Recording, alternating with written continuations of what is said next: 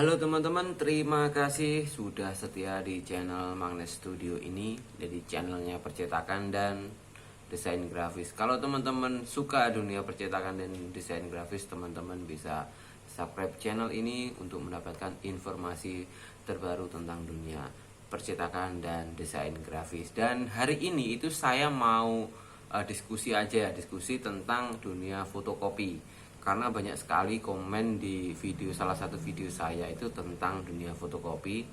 Banyak sekali keluhan, banyak sekali pertanyaan sebelum mereka membuat usaha, atau bagi mereka yang sudah membuka usaha fotokopi, mereka ada beberapa pertanyaan yang harus saya jawab. Jadi teman-teman yang pengen belajar dunia fotokopi, teman-teman bisa tonton video ini sampai habis. Wajib kalian tonton sampai habis biar kalian tahu permasalahan apa yang nanti akan kalian hadapi ketika teman-teman nanti membuka usaha berbasis fotokopi ya.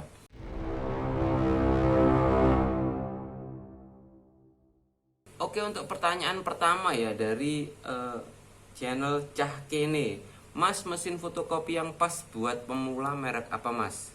Yang kira-kira kalau ada kendala bisa kita atasi sendiri. Nah, untuk pemilihan mesin itu sebenarnya sudah saya buatkan videonya, gimana tipsnya memilih mesin fotokopi. Tetapi hari ini saya akan bahas lagi. Jadi ada 3 patokan. Ada satu patokan yang harus kalian perlu perhatikan, yaitu berapa budget yang kalian miliki, dana berapa yang kalian siapkan untuk membuka usaha ini. Kalau modal kalian itu 10 juta ke bawah, teman-teman bisa membeli mesin Kyocera ya. Yang mesin kecil itu ada yang produk baru, jadi teman-teman bisa membeli itu. Kalau rank dana kalian itu sekitar 10 sampai 20 juta, teman-teman bisa memilih mesin fotokopi yang kecil. Kayak Canon IR3030, atau teman-teman bisa membeli itu karena ringnya paling harganya sekitar 15-an juta. Jadi masih ada sisa 5 juta untuk modal yang lain.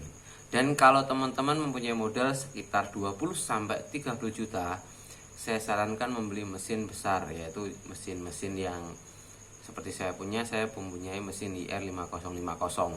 Jadi dia tuh enak, cepat pengerjaannya, terus juga sudah menggunakan USB dan nggak perlu sering-sering ganti drum ya.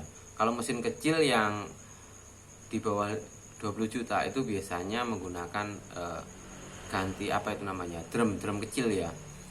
Walaupun nggak mahal tetapi terlalu sering, pengalaman saya dulu. Kalau kendala untuk servisnya, teman-teman itu harus belajar dari setelah punya, teman-teman harus belajar memperbaikinya sendiri memang. Jadi kalau untuk kasus-kasus yang ringan, teman-teman bisa belajar lewat YouTube atau lewat Google, ada banyak. Tetapi alangkah baiknya teman-teman harus mempunyai salah satu teknisi ya. Jadi ketika teman-teman membeli mesin tadi, teman-teman harus tanyakan garansinya dan proses servisnya ketika nanti ada keluhan. Dan saya sarankan untuk membelinya jangan online ya. Kalau teman-teman membeli online, teman-teman kalau ada kerusakan, teman-teman akan sulit untuk mengklaimnya. Atau misalnya ada kerusakan mendadak dan job kalian itu atau terburu-buru, teman-teman akan susah untuk mencari teknisinya. Jadi cari aja toko yang sekitar kota kalian aja. Oke, itu pertanyaan untuk Mas Cah Kene ya, channel Cah Kene. Kita baca komen lagi dari Sul Sinar Perintis Channel. Semangat usaha fotokopi, hasil bagus, kerja cepat, rapi, pasti ramai, pelayanan yang perlu kita jaga. Nah, itu salah satu yang harus kita tawarkan kepada klien ya. Jadi hasilnya itu harus bagus, mesinnya itu harus sering-sering kita maintenance. Misalnya ada hasil yang kurang keren. Terus juga kerja cepat. Ya betul, kita harus kerja lebih cepat. Ketika ada pelanggan kita kerjakan, cepat selesai, kita bayaran. Rapi. Oke, rapi pasti kita akan belajar mulai awal-awal kita memang mungkin nggak akan rapi, tetapi nanti lama kelamaan karena proses kita akan bisa kerja rapi. Jadi kita nggak usah takut kalau kalian nggak bisa. Oke, terima kasih Mas Zulsinar Perintis Channel. Oke, kita lanjut ke komen berikutnya dari channel Mintuk Mantuk Mantuk. Oke, bisa print berapa warna Mas? Itu mesin fotokopinya. Oke, kalau saya punya mesin fotokopi itu semua satu warna ya kalau mesin fotokopi, kecuali yang mesin fotokopi warna. Tetapi harganya itu sangat mahal sekali. Jadi untuk mesin fotokopi semua saya satu warna, dan kalau pengen untuk mixing untuk foto warna, teman-teman bisa 2 kali kerja. Yang hitam itu kalian fotokopi, dan untuk foto yang warna kalian bisa print. Jadi bisa menghemat waktu, dan juga bisa tipsnya cartridge kalian di print kalian tuh bisa awet karena proses cetaknya itu nggak banyak. Oke, itu aja Mas Mintuk Mantuk Mantuk, semoga sukses. Kita lanjut ke pertanyaan berikutnya dari channel M Zainuri Zen. Udah 1 tahun buka usaha fotokopi, alhasil rugi karena mesin sering macet. Oke, sangat disayangkan sekali kalau sampai rugi ya teman-teman ya. Dan mungkin kesalahan kalian Mas Zainuri ya. Mas Zainuri itu mungkin waktu pertama beli mesin tuh nggak mengajak orang yang tahu, teknisi yang tahu, dan nggak memilah-milah dulu tipe apa yang pengen dibeli. Kalau memang sepengalaman saya dulu, memang saya pernah membeli mesin yang sangat lama sekali, R berapa ya itu ya, NP, seri NP waktu itu memang sangat menjengkelkan mesin itu. Yang pertama, kalau mesin yang seri lama itu ya NP itu, ketika mau fotokopi kalian harus panasi dulu kertasnya menggunakan kayak kandang ayam itu. Jadi saya punya box dulu ya, saya punya box, di atasnya saya kasih lampu di atasnya biar kertas tuh hangat. Kalau kertasnya itu nggak hangat, lembab, dia itu kalau dicetak nggak bisa, pasti nggak bisa. Terus juga di NP itu belum kelar fotokopi sudah ngejam, kelar fotokopi sudah nggak bisa. Berarti ketika dulu saya menggunakan mesin NP itu ya, itu memang mesin analog gitu ya, itu memang banyak sekali kendala. Mungkin yang dibeli Mas Zainuri itu mesin yang analog, berbeda kalau mesin digital Mas. Kalau Mas Zainuri itu beli mesin digital Pak yang kecil ya, yang IR 3030, itu Mas Zainuri lebih enak pengerjaannya.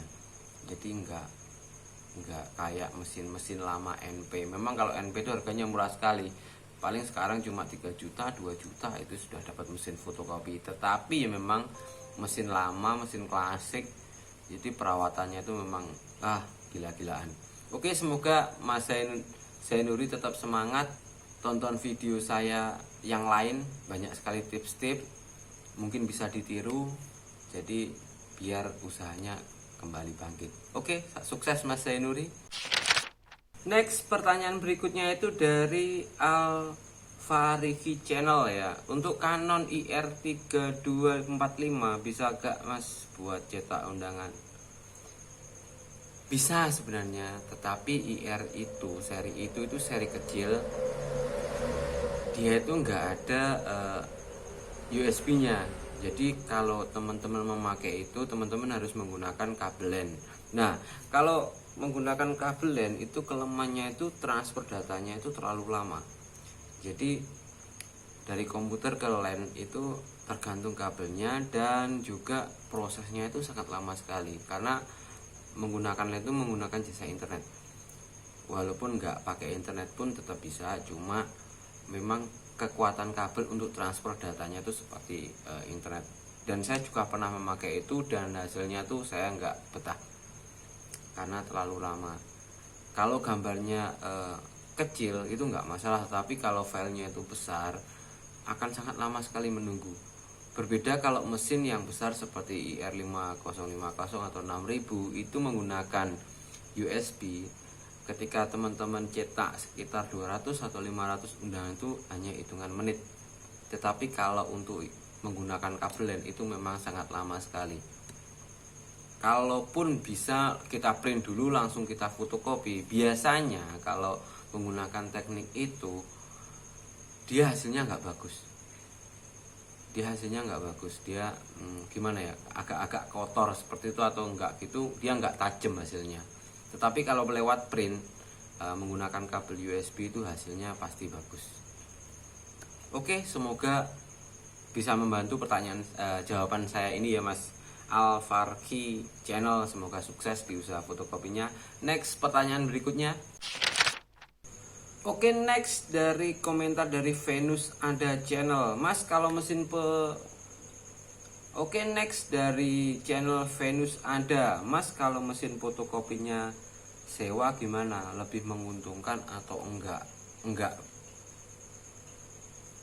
Kalau menurut saya itu enggak menguntungkan sama sekali. Memang ada beberapa sisi baiknya kalau menurut saya. Kalau kita sewa itu ketika ada kerusakan atau juga ketika tinta habis, toner habis, langsung di cover sama yang nyewain ya. Tetapi omsetnya itu sangat berkurang sekali. Walaupun gini, misalnya teman-teman nyetak 100 lembar gitu ya, dan itu rusak sekitar 20 karena kelalaian atau lupa atau seperti apalah.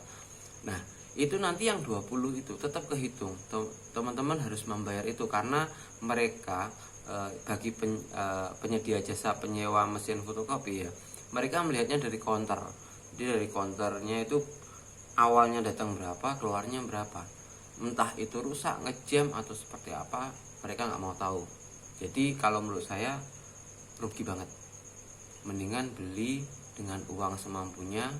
Kalau untuk tipsnya memilih mesin, harganya tadi di awal sudah saya kasih penjelasan tentang tipsnya memilih mesin, sesuaikan dengan budgetnya ya. Jadi kalau menurut saya Mas Venus Anda nggak membantu sekali, nggak menguntungkan sekali. Jadi mendingan beli sesuai dengan kemampuan. Oke, semoga sukses ya. Next, pertanyaan berikutnya dari channel Edi Kumala. Mas, mau minta saran. Saya berniat mau buka usaha fotokopi ini, tapi dengan modal nekat Mas, karena selain saya mulai dari nol, saya belum begitu mengerti tentang trouble-trouble yang akan dialami dalam usaha ini. Terlebihnya saya juga tidak punya mentor atau teman yang berpengalaman di usaha ini. Kira-kira bagaimana Mas untuk meyakinkan usaha ini? Oke, pertama kita ngomongin modal nekat itu banyak sekali, apa itu namanya, persepsinya ya. Berani aja atau punya modal, teman-teman harus bedakan tuh. Kalau teman-teman punya modal berarti teman-teman nggak modal nekat. Jadi modal dulu, baru teman-teman kuatkan hati dulu ya. Jadi mantapkan hatinya pengen usaha itu. Nah, yang kedua, soal dari nol belum mengerti tentang trouble yang dialami. Saya dulu juga gitu. Sampai sekarang pun saya kalau ada kerusakan, saya untuk yang berat saya nggak mau bongkar-bongkar, karena ketika saya membongkar itu menghabiskan waktu saya, dan daripada menghabiskan waktu saya mendingan saya bayarin orang buat membenahinya, kecuali untuk masalah-masalah yang ringan. Jadi kita atur waktu kita. Kalau kita semua kita atasi sendiri, waktu kita habis dan kita nggak bisa kerja untuk yang lain. Jadi untuk masalah berat kita panggil teknisi. Saya juga tidak punya mentor dan teman untuk yang berpengalaman di usaha ini. Nah, teman-teman cari toko-toko atau fotokopi yang terlalu ramai. Biasanya mereka ada relasi tentang di mana membeli mesinnya, siapa teknisinya. Mereka tahu, lama-lama kita akan kenal.